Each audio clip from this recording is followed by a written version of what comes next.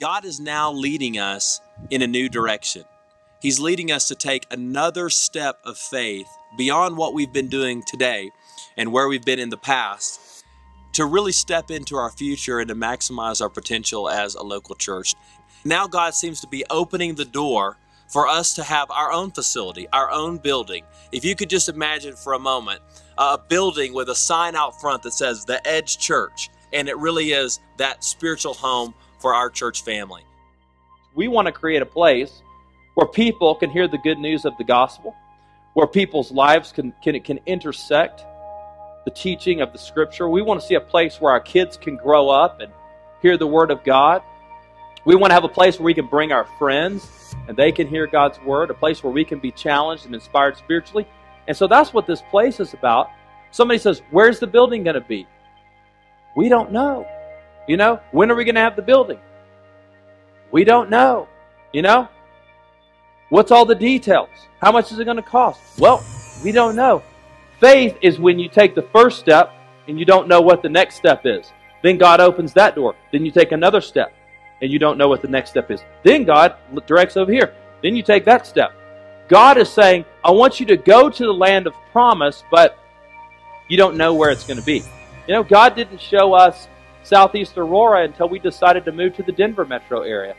And God didn't show us Coyote Hills Elementary School where we had our first service until He showed us our living room. And God didn't show us Liberty Middle School where we moved last year until He showed us Coyote Hills Elementary School where we started.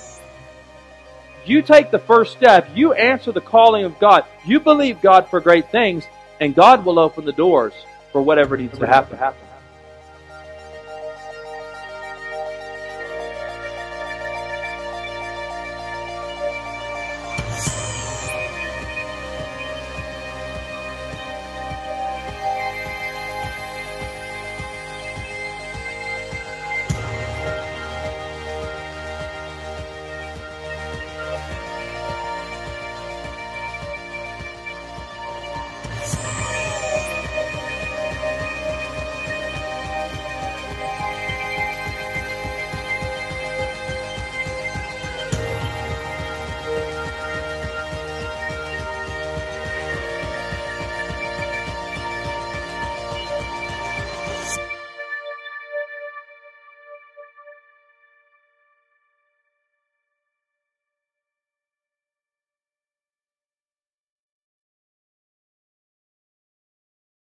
It is amazing to think about all that God has done since we started that video in 2012. It's crazy. This is a weekend of celebration at church. We are excited, and we hope you're excited too. Absolutely. If this is maybe your first time this morning, or if maybe you haven't been here the last few weeks, you may have missed out on the big news that a week and a half ago, church family, we closed on this facility. Guys, it is ours. Come on. Huge. We have so much to celebrate this morning. And so we're going to celebrate a story of just provision, faith, God's blessing. And so, church family, let's stand to our feet. Let's welcome our leaders, Pastor Ryan and Gena, this morning. Yeah.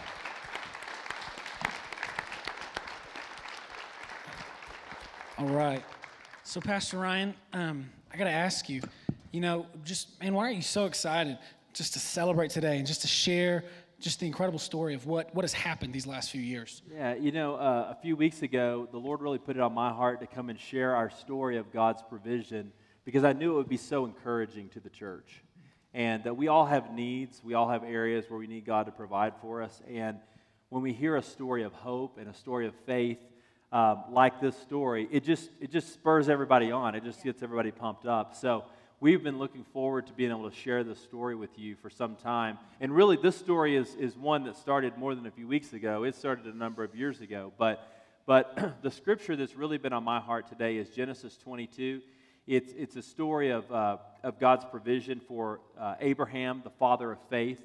And in Genesis 22, he is on Mount Moriah. He's about to sacrifice his son Isaac, which God has asked him to do. And right before he sacrifices Isaac, an angel of the Lord cries out and tells him to stop. And in verse 12, he says, "Do not lay a hand on the boy," he said. "Do not do anything to him, now that I know that you fear God, because you have not withheld from me your only son." And then in verse 13, Abraham looked up, and there in the thicket he saw a ram caught by its horns, and he went over and he took the ram and he sacrificed it as a burnt offering instead of his son. And so Abraham called that place, "The Lord will provide." And this day it is said, "On that mountain of the Lord provided." And so Abraham actually named the place where God's provision was, "The Lord will provide." We know that in the Hebrew language as Jehovah Jireh, meaning the Lord will provide. And it's interesting because the place of worship was the place of sacrifice, and the place of sacrifice became the place of provision. And so when we begin to sacrifice, that's when God provides. But the place of worship is the place of sacrifice, and the place of sacrifice is the place of provision. And that's really what we've seen over the last few years here at Edge Church. Many of us have made tremendous sacrifices to see our church advance. And I want you to know, I'm proud of you as a church. I'm thankful to God. When we began talking about giving to this project, some people did not stay around. But you guys did. You guys stayed faithful. You guys sacrificed, and now we are reaping the fruit of great sacrifice. We are seeing that God is a God who provides. Well, that's fantastic. Yeah. So let me, so this story of sacrifice and incredible faith and provision, how did it get started? When did how did this whole thing begin? Well, back in 2008, we had started a church in the Dallas area. We're both from Texas, born and raised in the Dallas area, and really felt a compelling, there's some fellow Texans here. We really felt a compelling call from the Lord to move from the Bible Belt to another place of great need. And so we made a list of some top 10 cities that we knew that our family could be happy, where we could thrive and enjoy ourselves, but also where there was a great need. And Denver was on that list. And through a short period of time, God just opened wide the doors to Denver and made it very compelling and very clear that we were to be here. And let me let you know that I was about 8 months pregnant. Yes, you was. With our daughter, Bryn. And this all happened very, very quickly. It's what the Bible calls great with child. Yes, when we moved I was. Here. Yes. Yes. So you know that it's a call of God if a pregnant woman wants to move right before she gives birth. So yeah, that was of the Lord. Yes. So yeah, my family, even my identical twin sister, my parents, close friends were like, "You are freaking out of your mind. Stay here, have the baby, and then move." But ultimately, we knew that the calling of God was so strong that we couldn't resist it. We had to move, even though the circumstances weren't quite ideal with being so pregnant. And Ryan, I remember we put our house on the market in the Dallas area, and it sold so quickly that we were homeless. Yes, we were homeless. We hadn't had an opportunity to close on a house here, and this is crazy. I actually reconnected with a college friend on Facebook who was moving to the area, moving to the Denver metro area that I hadn't talked to in I don't even know, 10 or 12 years or something like that. He was a friend in college, but not anybody I'd kept up with. And he said, "Hey, we're moving to the same area. Would you guys like some help with your church? We'd like to be a part of a church start." And I said, "Yes." And we started talking. And as we sold our house, he said, "Well, do you guys need a place to stay?" And I said, "As a matter of fact, we kind of do." And he said, "Well, why don't you guys come stay in our basement? I know I hadn't seen you in forever, but, come on." So we lived in my college friend's basement for a few weeks. And then after that, they had some other things going on, and we needed to move somewhere else. But our house, again, had not closed. And so he said, "Ryan, why don't you go live with my in-laws? They have a really nice basement, too." And kind of pawned us off on the in-laws, And I was like, "That's awesome. I've never met your in-laws. I'm going to go live in the basement of a bunch of strangers. But, okay, But I think, Gena, the story is not the basement as much as it is God did provide. Yeah. It wasn't comfortable. I mean, it wasn't necessarily the place I wanted to be, but it was fine. It was fine for a while, and then we were able to close on our house, and we were able to kind of settle in and then go to the next step. That's right. We lived with my parents for a few weeks in Texas before we moved here, and then with total strangers. It was a mess, but we knew God called us, so we came. Yes. After you guys finally found a place of your own, got settled, your house closed. What did the day-to-day look like for you as you began to start Edge Church? Yeah, the biggest thing you need when you start a church is you need to have some people. That's a good idea, right? How many of you know you need people to have a church? And our theme verse at that time is where two or more are gathered, right? Right. I will be with you, yes. And we didn't know anybody when we moved here. That's kind of a problem. So you need to have people. You don't know anybody. And so we spent a lot of time getting to know people. I did everything from knocking on doors, introducing myself, which people thought was totally weird. And but we were just desperate to meet people. That's not my favorite thing to do either, but I was willing to do whatever we needed to do. I was going into coffee shops. I was giving out my number. I was, inviting people to our home Bible study. I was just trying to do anything I could do to meet and connect with people. And then Gena joined the Bunko group for the neighborhood. That's right. I decided to go to the neighborhood Bunko group. We knew no one, nada, zero. And so I went to our neighborhood Bunko group, and I had met one of our sweet neighbors, Shirley Zeski. She's actually here sitting on the front row, and she was my first friend, our first little glimmer of hope. And on top of that, she has a sweet little Texas voice because she's from Farmersville, Texas. And it was a touch of home when I needed it in a very lonely season. And through Shirley and through these neighborhood Bunko groups, we were able to meet some families who then began meeting with us for our home Bible study. Yes, and we did a series of block parties and other kids' camps as well, just to connect with people in the area. And it was difficult, but we were able to gather about 20 folks that met in our living room for a Bible study, and that was kind of the beginning. So, what were those home Bible studies like? How long did you meet, in your living room? Yeah, we met for several months. We started in January.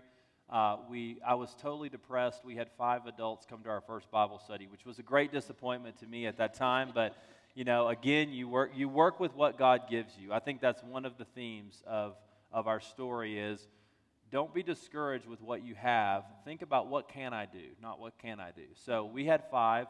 That grew to 20. We met for a number of months. When we got to the summer, we had a preview service, and actually over 200 people attended that service at the elementary school over at Talons Reach, which was incredible for us as such a young church. We started having services once a month, and then as the fall arrived, we began meeting every week, and the church started averaging about 100 people a week right after our launch. So how did that feel? You'd maybe been in Colorado a year, and now you're already meeting in a school. What was that like? Well, it was exciting, and it was also difficult. It was challenging. You have new problems. You got to have setup. You got to take your stuff down. You got to put your stuff in a trailer. You got to work with the school. Sometimes the janitors are late. And you're trying to get your things together. I remember one time we had the janitors that they showed up like an hour late on Easter Sunday. That's like the Super Bowl of the church, and it's crazy. I think the guy was eating donuts back in his office. That's right. And another time we forgot the keys to the trailer, and we had to cut the trailer open. Like we had to cut the locks. Yes. Off of the trailer. All kinds of things can happen when you are meeting in a school. But, in those early days when we transitioned from meeting in our home to the school, we were faced with new problems. Again, it was uncomfortable. There were circumstances that were not ideal because we had not had an opportunity yet to raise up teams of people to set up and tear down. It was strenuous labor. It was hard work. And we didn't have a band either. Tell them where you got your band. Yeah. Original Edge Church band. By the way, did the band kill it this morning? Were they not awesome today? We've come fantastic. A long way. Yeah. But I want you to know, it hadn't always been like that. No. In Dallas, we were very well connected with the musicians and band world. But here, we had no network. The network was totally different. So I resorted to, reluctantly, what I knew best would work okay. Craigslist musicians. There's some weird people on Craigslist. It's a mixed bag. You really never know what you're going to get. So every Sunday I would cross my fingers, not knowing how or how they're going to show up or who's going to show up, what the quality. What condition that they may show up in. What condition they're in. And we had this guitar player, and I won't say his name, but he was the coolest dude. He looked like he had stepped off one of the Grateful Dead albums, and he became like one of our first guitar player. Yes, but he played a mean guitar. He was did play really a mean guitar. good. Yeah, there's nobody like that. That's for sure. But through that experience, I was able to make connections with some good musicians, and through that met our drummer who is with us today, actually, Darren Ross. Yeah. And we met him in the early days, and he has been a regular drummer of ours in our rotation ever since then, since almost the very beginning within that first year. And so God provided. Another way God provided was we didn't have people raised up to teach our children. And so we had teams from partnering churches in our city and around the state of Colorado come in for the first several weeks to teach our kids, to run our kids program. Yeah. And it was a blessing. It eliminated the need for some My preparation favorite thing, that though, we is weren't the ready setup for. team that we had, because we had a ton of stuff to set up in the school every weekend, and we had very few people to do it. The setup was, I think, at like 6:30 or 7 o'clock because the band had to practice. And so we had a guy that came very early on in the church who worked at a troubled youth facility, and he said, Pastor, could I bring over some of the boys to do the setup for a year? We'll set the stuff up and we'll take it down and we'll do it for a year. Would that be of help? Actually did it for more than just over a year. Yeah. And I said, let me pray about that. Yes. I mean, it was unbelievable. And so, here we have these teenage boys that are in trouble. Man, they're in there. They're working hard. We baptized a ton of them. I mean, we were able to lead a bunch of them to the Lord, and God provided. I mean, God provided. That's what we need. We needed some setup. God says, here's the boys. We needed some musicians. Here's Craigslist. You need some churches to send over some teams of people to teach the kids. Here's some people. And again, God provided. Once you started meeting regularly at the church instead of at the home Bible study, did the vision or mission of Edge Church change as you started to grow? Yeah, I think the vision has always been the same, whether we were at the school, whether we were at this facility, or whether we were in the home. It's all about reaching people. It's all about experiencing the life-changing grace of Jesus Christ. That's what we've always been about. And there's more zeros at the end. Things are bigger, things are more complicated, things are more, more involved and more technical than they've ever been before, but we're about the same things. We love to say this: dream big and start small. That's what you do when you plan a new church. You dream big, you have a vision from God, but you got to start small. You got to start where you are. If you just think about the dream, you'll be frustrated. And if you just think about the small little task, but you forget about the direction that God is leading you, you'll get wrapped up in all the details and you'll never accomplish the purpose that God has put before you. That's right. I remember one particular moment in our home Bible study. We cast vision and we said, we are going to be a church that reaches thousands of people for Christ. And eyes got big, that group of 5 or 10. But we saw it. We knew that's what God had called us to do. Yeah. So dream big, but start where you are. Start small. Start small. So, we started off in a small little elementary school. What was next? How did we, what was next for the next chapter for the Edge Church family? Well, as we began having 2 services, the services filled up.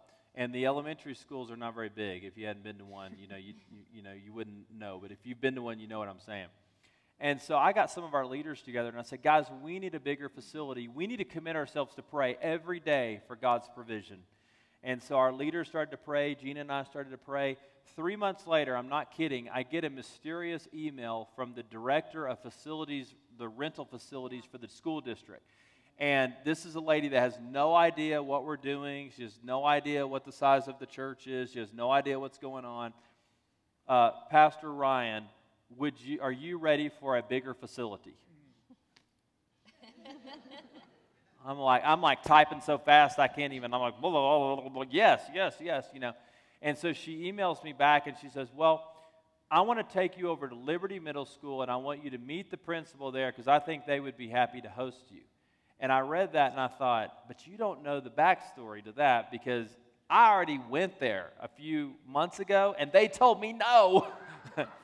But if you think that they'll consider it, and I didn't tell her that, but I'm like, okay, yes, ma'am, that sounds great, So anyway, so I show up at Liberty Middle School. I'm like, I don't know how this is going to go. They didn't want us to meet there to begin with. Man, the principal meets me at the door, shakes my hand, welcomes us, Pastor Ryan, how many classrooms would you like? What could we do to make this transition as smooth as possible? We would love to have you guys.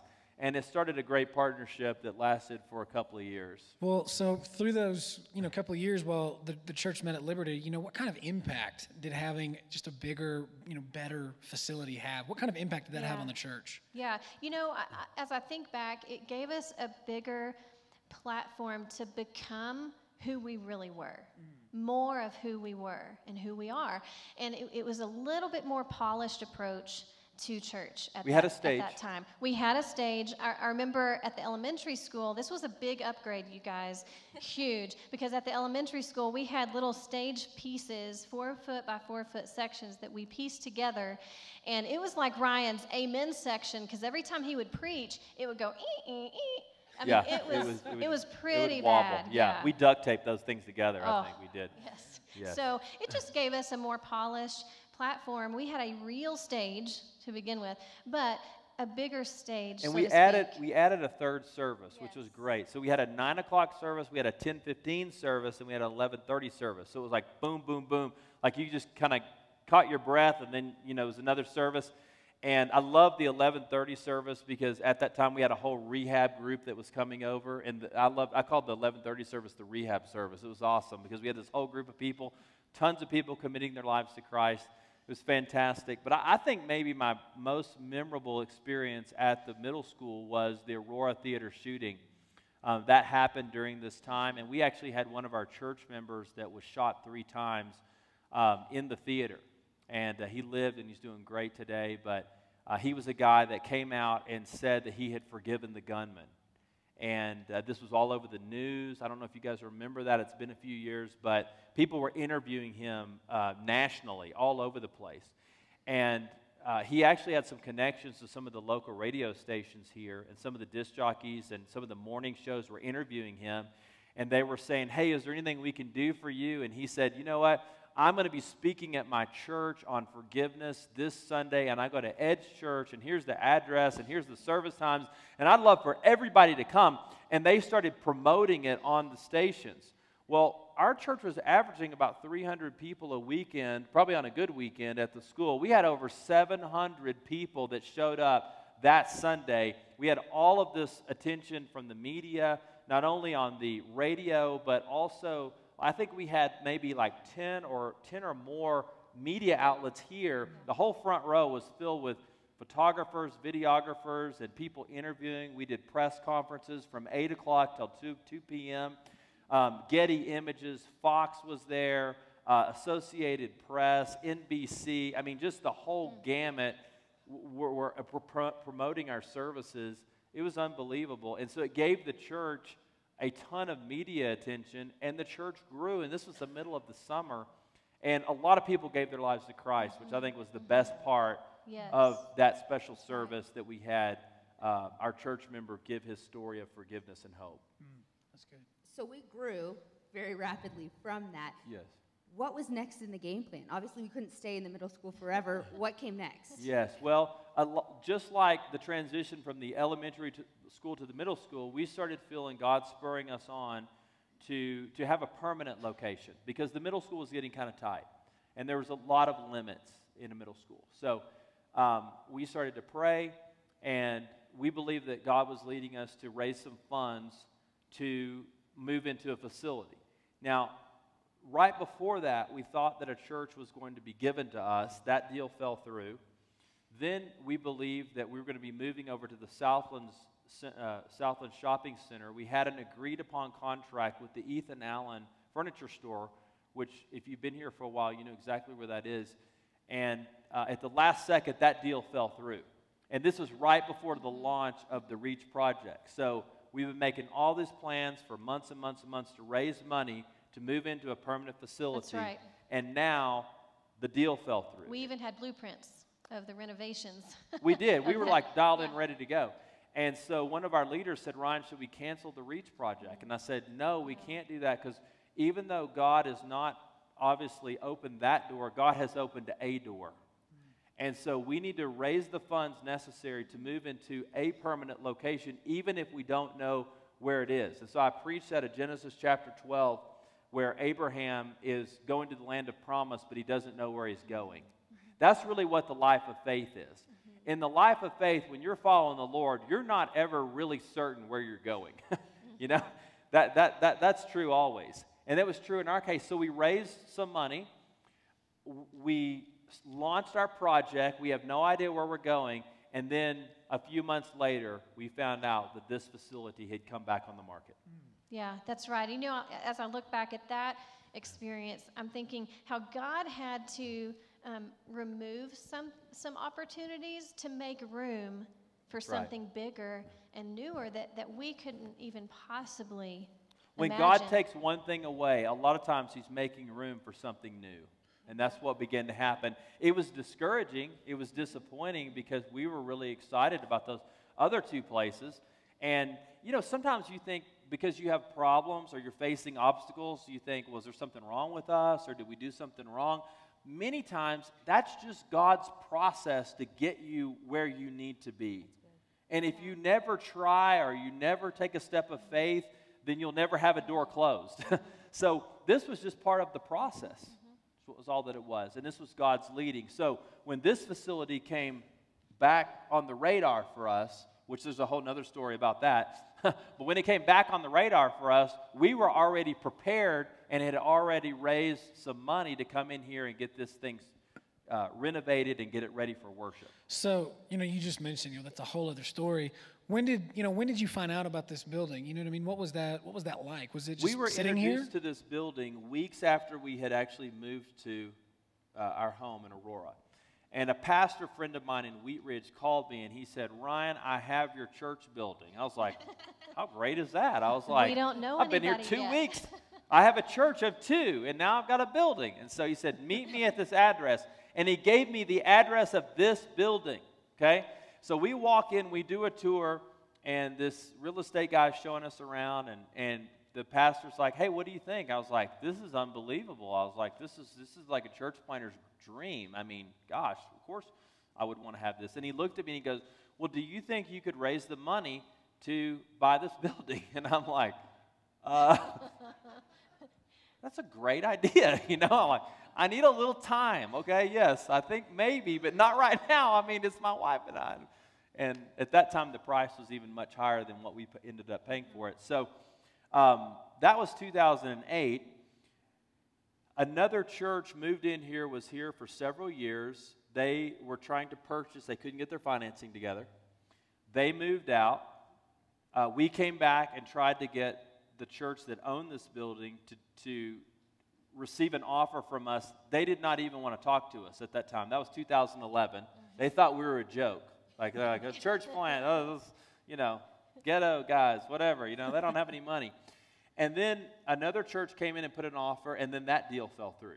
So in 2013, Pastor Jeff is at the dentist, and the dental hygienist is a member of the other church and says, hey, our building's available. And I don't know how you guys were talking about that. I'm sure that was awkward when she was trying to scrub the plaque off your teeth, but Pastor Jeff came to me. He said, hey, I just went to the dentist, and the building is back on the market. And I was like, no, it's not. We just checked on that a few months ago. I didn't believe him. But I had our representative check on it, and sure enough, the second deal had fallen through, and now it was back on the market. And so at that point, we went back and started to negotiate. The church that owned it really wanted to sell it. We didn't have money at that time to buy it, but we figured that if we could rent it for a while, we could lease it, and we could do a lease purchase agreement. We could get into the building, grow our church, raise the money, and then buy it. And so it was a great compromise because it gave the other church the certainty that they could sell it because they really needed to sell the property. And then it gave us the opportunity to have a longer on-ramp to raise the funds necessary to get here. And so that's how this all happened. Talk a little bit about, you know, just what went into making this place feel like Edge Church's home. You know what I mean? Like, we didn't just move in, but, you know, some of that season of just preparation, you know? Yes, we did a lot of renovations on the building. We pulled up the carpet. First of all, my kids were here. I've got great church-starting kids. They were involved in all of that. Our members were going crazy, pulling up carpet. We did that ourselves. We grinded the floors down. We sealed them. We painted the entire building. This used to be a chocolate brown type color, and we painted it gray and orange to kind of liven things up just a little bit. And we got the kids ministry ready and just prepared, put in some of our lights and sound and other things like that to make it feel like Ed's church. We wanted it to feel like our home. We wanted it to feel like this was our church. Yes, there were some murals on the wall, actually. Oh, my goodness, yes. Do you remember all those? They were I do. Everywhere. Someone went mural crazy. Yes. And, I remember when we first saw little shepherd boy, David, he kind of looks like a hobbit. Hobbit David? Hobbit David, yeah. Yeah, I don't think David was really that small. I just think Goliath was that big, but we had David and Goliath. We had a whole array of murals. By the way, we painted over all of those. Yes, we did. And the funniest part, David's counterpart, Goliath, actually had a real Band-Aid on his head. Forehead. Yes. We got a kick out of that. For his Yeah. boo-boo. Whatever. Yeah. Yeah, we'll show you more pictures later if you want to see that. So after that labor of love to make this our own, what was that first Sunday like? It was electric. We had over 700 people that were here. It was unbelievable. Tons of people giving their lives to Christ. And it was the beginning of something really great. It was really powerful. Yeah, it felt like the putting flesh to our faith and vision that began in 2008. And we cried. There was a moment in the parking lot, we wept and we celebrated, just the two of us and our family, Zane and Bryn, and it was a powerful moment. It had become real. Flesh had taken form of this vision that we saw in 2008 when we prophetically said we're going to reach thousands of people. Since moving into this building, how has God used Edge Church in new and different ways once we had our own building? Yeah. Well, we have baptized around 200 people since moving into the building. And so that's something that we ought to be celebrating today as well. And a lot of other people have committed their lives to Christ. That's been great. We've seen our student ministry grow exponentially. The kids ministry has expanded. I mean, everything we've done has just been really blessed, and we're just more effective. I think it's the difference between trying to build something with a Swiss Army knife or building something with a table saw. I mean, it's a totally different deal, and that's the difference between having church in a building and having church in a school. Yeah, and for me, it gave permanence to God's promise, to the vision and the faith. And now we have a place to call home. Welcome home, Edge Church. This is ours. It gives permanence to God's calling, not just for Pastor Ryan and I, but for our church to have a permanent presence and influence in our community. Yeah. So, something that we've been talking about a lot, recently is our Shake the City project. So, how has Shake the City, how's that made a difference, for us being here? Yeah, and our Shake the City project, if you're new, was the endeavor that we began to help us to raise the funds to purchase the building. And a few months ago, last spring, we asked our church to really step up and make some great sacrifices, which many people did.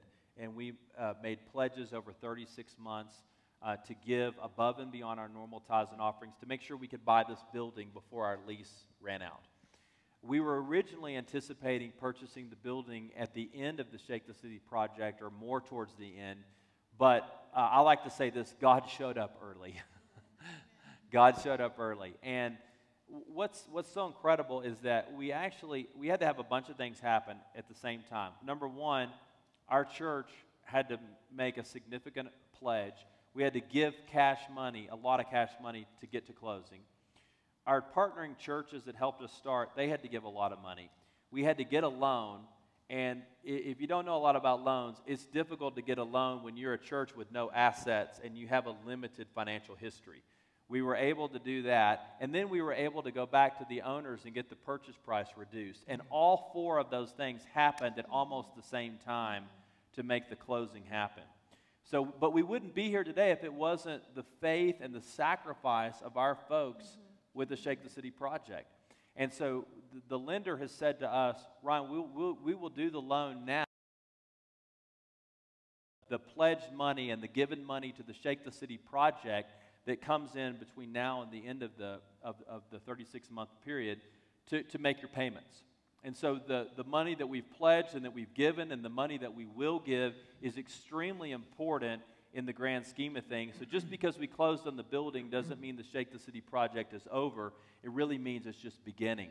We actually put some packets under your chairs because I know that there's some new people here, and you might like to participate with us in giving to the Shake the City project. It would be an awesome thing. We would love to have you on the team if you would love to do that. And if you've already made a commitment to the Shake the City project, man, we need to stay faithful to that. We need to keep focused on that so we can make sure we can make all of our payments that we have in the coming months. So I love something that you said, now that we own it, this is really the beginning. And so, as our leaders, and what do you feel like is next? The beginning of what? Where do we go from here now that we own this home? Yeah. We are a church that's founded on faith and living on the edge of faith, and we don't plan to stop. And so, Edge Church, don't stop. This is the beginning, not the end. Sometimes it's easy to think, oh, we've accomplished so much. We have the building, so we can just kind of sit back a little bit. Gina, the reason that our church is called Edge Church is because we envisioned a church that would live on the edge of faith, yes, the edge of hope, the edge of life change. That's why we're Edge Church. So we need to live up to our name. Yes, this is the beginning. This is not the end. It's not like, well, we just closed on the building, so let's all settle and become this normal established church. No, we've been an entrepreneurial church from the beginning. And I believe that that same spirit will be the one that carries us through to fulfill our vision. We're gonna stay aggressive. We're going to stay full of faith. We're going to stay a church that's on mission. We're doing the same things we were doing at the school. We just have more folks. And you know what? The next thing we need to do, guys, we need to fill this building up, by the way. Amen? We need to fill this building up. God has given us an amazing tool. It's an amazing opportunity. Do you realize there are very few churches that are our age, 6 years old, that own a facility like this? Almost none, by the way. Let's fill this place up. If God has given us this opportunity, don't we want to be the kind of people that step to the plate again and maximize the opportunity that's before us and say, let's see as many lives changed, let's see as many marriages healed, let's see as many people come to faith in Christ as possible. Let's wear this place out. That's really good. Over the course of the 7 years, what are some of the powerful lessons that God has taught you guys through this process? Yeah. There were many times where we could have quit because the circumstances weren't just right. It was too hard, or we couldn't see past this point. But I think one thing that we've learned is don't put a period where God has placed a comma. Yes. And so keep going. Circumstances are never going to be perfect. The stars will never align. There will never be a perfect lunar eclipse right when you need things to happen. The circumstances will never be ideal, but God's calling remains the same. And if you will push through and pray through and keep going, you will fulfill a great calling of God in your life. Yes, Hebrews chapter 12 is one of my favorite verses about this, and it's written in the context of Hebrews chapter 11, where the writer of Hebrews details all of the great heroes of faith from the Old Testament, and he kind of highlights all of these heroes and how they lived courageously and so forth, and then he kind of sums all that up in the Message paraphrase in Hebrews chapter 12, verse 1. He says, "Do you see what this means? All of these pioneers who blazed the way, all of these veterans cheering us on, it means we better get with it. Strip down, start running, and never quit." Isn't that great? I love that last part. Strip down, start running, and never quit. And he's talking about how these Old Testament patriarchs, these heroes of the faith, people like Gideon and David and Abraham and Moses and so many others, they set the example for us, but now they're in the grandstands of heaven, and they are cheering us on. I love to be cheered on. I don't know about you. We can't hear the applause of heaven, but I believe that if we could hear what the applause of heaven, that it might sound like this. How about that? The great heroes of our faith are applauding us and cheering us on, Edge Church. Yeah, they're saying live by faith. Keep reaching people. Keep sacrificing. Keep praying. Keep believing God for big things. Don't quit. Don't give up. That's the applause of heaven. And today we're encouraged by the example and by the affirmation of so many that have gone before us. Man, that's incredible.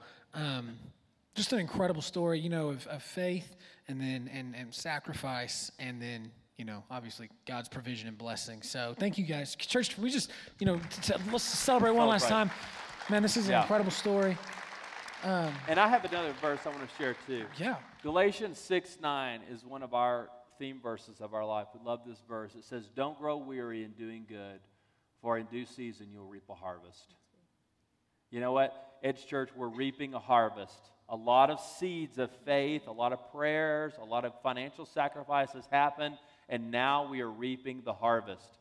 A lot of times people start to sow some seed and they get discouraged and they give up. Don't grow up in doing, don't give up in doing good. Don't give up in doing the right things. Don't give up in following the Lord, because you know what? At the end, you'll reap a great harvest. And our church, I believe, is moving out of a season of sowing into a season of reaping because of the faithfulness and the consistency and the spiritual tenacity that we have exhibited over these last few years. Man, Isn't that great? That is fantastic. That's wonderful. And Ephesians 3:20 is another verse that we love. It says, God is able to do exceedingly, abundantly, more than all that we can hope or imagine, according to the power that is at work within us. We serve a great, great God. God is a God that exceeds expectations. I'll tell you what, we would have never believed that the first building that we would own would be a building like this. It's 3 times the size of the building that was going to be given to us, and it's twice the size of the first building that we were going to purchase. We serve a great God. And that great God is going to continue to lead us and direct us in the future. And that's why I'm so encouraged. I'm more optimistic about the future of Edge Church today than I have ever been before. Man, that's wonderful. Well, thank you so much just for, you know, for sharing your story. Church, can we just, you know, thank our leaders this morning? Yeah. Amen.